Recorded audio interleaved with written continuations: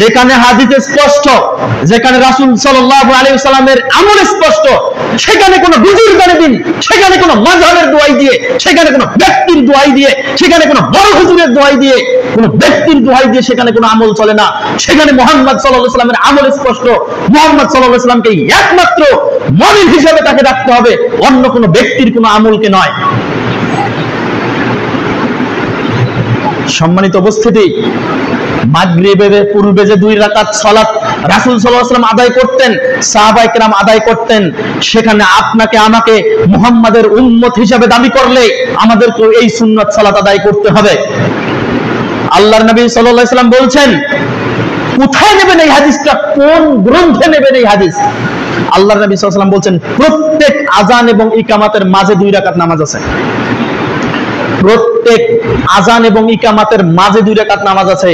মাগরিবের পূর্বে যে আযান দেওয়া হলো এবং ইকামাতের পূর্বে যে সময়টা থাকলো, এই সময়ের মধ্যে রাসূল সাল্লাল্লাহু আলাইহি ওয়াসাল্লাম এবং সাহাবায়ে কেরাম আমল করতেন। কিন্তু আপনি আমল করেন না কেন? কোন কারণে আপনি আমল করতে পারেন না? আপনার হুজুর কেন বলতে পারেন এই হাদিসগুলা? সম্মানিত উপস্থিতি, আফসোস লাগে যারা নিজেকে পাক্কা মুসলমান দাবি করে, যারা নিজেকে পাক্কা মুসলমান দাবি করার পর এই আহলে হাদিসদেরকে হিন্দু, ইহুদি, খ্রিস্টান বলে, তাদেরকে আপনি জিজ্ঞাসা করেন এই হাদিস কি বুখারীর মধ্যে নাই? এই হাদিস কি মুসলিমের মধ্যে নাই? এই হাদিস কি হাদিসের গ্রন্থে নাই যে মাগরিবের সালাতের পূর্বে, মাগরিবের ফরজ সালাতের পূর্বে 2 রাকাত সুন্নত সালাত আদায় করতে হয়? এই হাদিস কি আপনারা কোনোদিন চোখে দেখেন নাই? এই হাদিস কি কোনোদিন আমাদেরকে বলেন নাই কেন? আপনারা যারা মুসল্লি আছেন তারা আপনাদের এই হুজুরকে জিজ্ঞাসা করেন না কেন? আজকে গিয়ে আপনাদের হুজুরকে জিজ্ঞাসা করবেন, কেন আমরা মাগরিবের সালাতের পূর্বে কেন 2 রাকাত সালাত আদায় করতে পারি না? কেন পারি না? কি কারণে পারি না? আল্লাহর নবী সাল্লাল্লাহু আলাইহি ওয়াসাল্লাম আদায় করেছেন। সহিহ বুখারী প্রথম খণ্ড মূল কিতাব 157 নম্বর পৃষ্ঠায় 1293 নম্বর হাদিস, আব্দুল্লাহ ইবনে মুগাফফাল রাদিয়াল্লাহু তাআলা আনহু বলেন, ক্বালা রাসূলুল্লাহ সাল্লাল্লাহু আলাইহি ওয়াসাল্লাম, আল্লাহর নবী সাল্লাল্লাহু আলাইহি ওয়াসাল্লাম তিনি বলেছেন, সল্লু, তোমরা সালাত আদায় করো, ক্বাবলা সালাতিল মাগরিবে, মাগরিবের ফরজ সালাতের পূর্বে রাকাতাইন 2 রাকাত নামাজ। এই হাদিস তো বুখারীর মধ্যে আছে, এভাবেই আছে। ইবনে উমর রাদিয়াল্লাহু তাআলা আনহুর হাদিস, তিনি বলছেন আল্লাহর নবী সাল্লাল্লাহু আলাইহি ওয়াসাল্লামের সাহাবীরা, ম্যাক্সিমাম সাহাবীরা, অধিকাংশ সাহাবীরা তারা মাগরিবের সালাতের পূর্বে এমন ভাবে 2 রাকাত সালাত আদায় করতেন ফরজ নামাজের পূর্বে, যেন বাহির থেকে মানুষ এসে মনে করত যে তারা মনে হয় মাগরিবের নামাজ আদায় হয়ে গেছে, এখন সুন্নত নামাজ আদায় করতেছে। এই হাদিসের প্রসঙ্গে আপনার হুজুরকে, আপনার দাদা হুজুরকে, নানা হুজুরকে, আব্বা হুজুরকে জিজ্ঞাসা করিয়েন, মসজিদের ইমাম সাহেবকে জিজ্ঞাসা করিয়েন, কেন এই হাদিস বলা হলো না? মাযহাবের দোহাই দিয়ে, কোন পীর সাহেবের দোহাই দিয়ে আমাদের মানহাজে নাই, আমাদের তরিকায় নাই, আমাদের ইমাম সাহেব বলে নাই, এজন্য আমাদেরকে এই আমল করা যাবে না। কেন?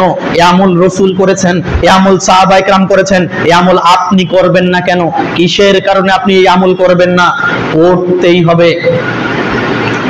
নবী মুহাম্মদ সাল্লাল্লাহু আলাইহি ওয়াসাল্লামের আমল স্পষ্ট হওয়ার পর কোন ব্যক্তির কোন মতামত এখানে প্রাধান্য আর পাবে না। নবী মুহাম্মদ সাল্লাল্লাহু আলাইহি ওয়াসাল্লাম আপনার জন্য সুপারিশকারী হবে। নবী মুহাম্মদ সাল্লাল্লাহু আলাইহি ওয়াসাল্লাম আপনাকে হাউজে কাউসারের পানি পান করাবেন।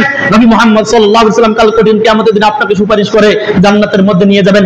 কোন মাযহাবের কোন ইমাম, কোন ব্যক্তি, কোন পীর, কোন গাউস, কুতুব, ওলিয়া উলিয়া, কোন দাদা হুজুর, নানা হুজুর আপনার জন্য কঠিন কিয়ামতের দিন কোন সুপারিশ করবে না, হাউজে কাউসারের পানি পান করাবেন না।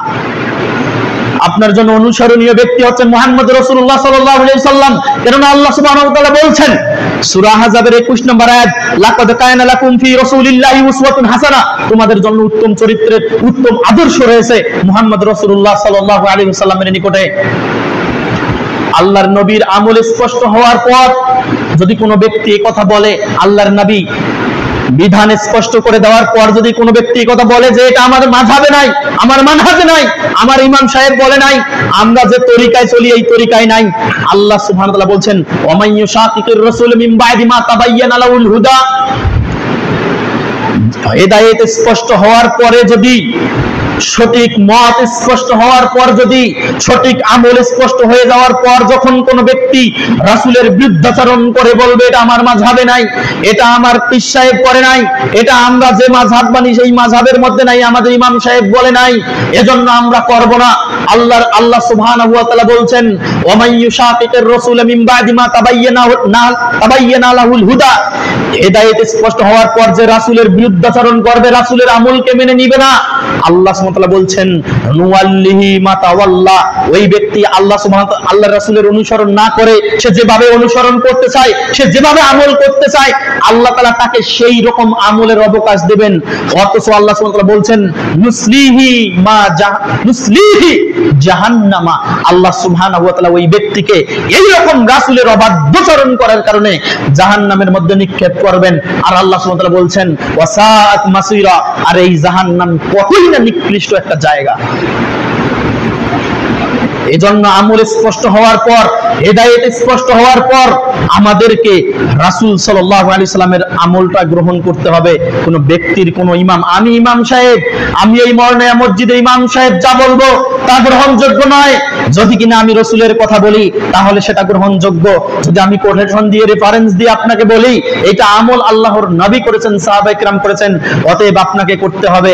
আর যদি বলি আমি আমার হুজুর, দাদা হুজুরের কাছে শুনেছি, পীর সাহেব বুজুর্গানে দিন, আমার অমুক খলিফা, অমুক হুজুরের খলিফা এই কথা বলেছে, এই আমল করেছে, এই আমল ডাস্টবিনে নিক্ষেপ করতে হবে। সম্মানিত উপস্থিতি, এজন্য বলছিলাম মাগরিবের পূর্বে যে 2 রাকাত সুন্নাত আছে, এই 2 রাকাত সুন্নাত আপনাকে আদায় করতে হবে। কেন আদায় করবেন? আল্লাহর নবী সাল্লাল্লাহু আলাইহি ওয়াসাল্লাম বলেছেন এমন একটা জামানা আসবে যে জামানার মধ্যে আমার সুন্নতকে মানুষ মেরে ফেলবে। ওই সময়ে ওই মৃত সুন্নতকে যদি কোনো ব্যক্তি জীবিত করে, ওই মৃত সুন্নতকে যদি কোনো ব্যক্তি জীবিত করে মানে ওই মৃত সুন্নতকে কোনো ব্যক্তি যদি আদায় করে, মানে সমাজের মানুষ সেটাকে আদায় করে না, অথচ এই ব্যক্তি এসে আদায় করে।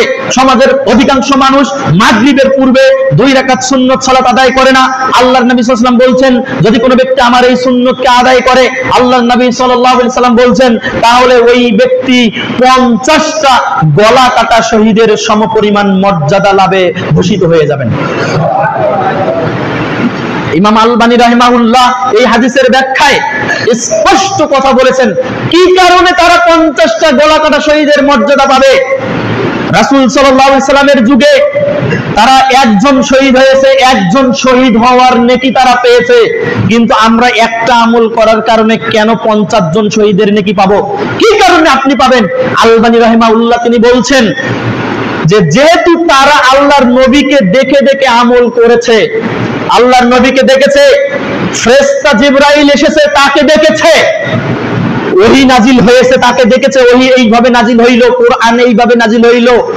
মুহাম্মদ সাল্লাল্লাহু আলাইহি সাল্লামের এই জামানার মানুষ আমল করবে মুহাম্মদকে না দেখে, ফেরেশতাদেরকে না দেখে, কোরআন নাজিল হওয়া না দেখে, তারা যে না দেখে আল্লাহর রাসূলকে বিশ্বাস করে যে এই সুন্নতকে আমল করবে, যার কারণে তাদেরকে একটা সুন্নত প্রতিফলিত, একটা সুন্নতের উপর আমল করার কারণে আল্লাহ তাআলা তাকে 50টা গলা কাটা শহীদের সমপরিমাণ সওয়াব দিয়ে দিবেন। তাহলে যারা আজকে রাসূল সাল্লাল্লাহু আলাইহি ওয়াসাল্লামের সুন্নাতকে আমল করবে, মরে যাওয়া সুন্নাতকে, তারা কিনা এই নেকিটা পেয়ে যাবেন।